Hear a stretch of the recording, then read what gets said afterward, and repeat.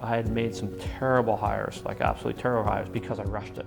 We didn't have a process, and without a process, you're going to fail sooner or later. So I got lucky on a couple hires, and then the others, it was disastrous. I think I paid the price with a couple candidates that I spent some time on, and I thought my gut feel would say, oh yeah, they'll be fine.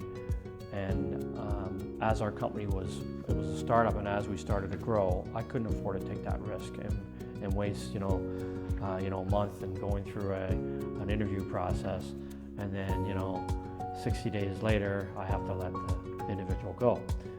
And so with the hiring simulation, it took away that anxiety that am I ever going to make the same mistakes again. The simulation process and the scoring assessment, it made it very clear on which candidate we should be hiring, which we shouldn't, which ones we shouldn't. I recommend it because it takes the guesswork, it takes the risk out of making that decision. It organizes the whole interview process, the whole hiring process in one bundle. It also allows you to make decisions based on data instead of just making it on gut feel. The data that's given, and when you have multiple candidates that you're interviewing for a position, comparing that data instead of just comparing this gut feel, well, I like this person better than this person, it takes that guesswork out. And you can see how did they perform on the simulations that are important for the role.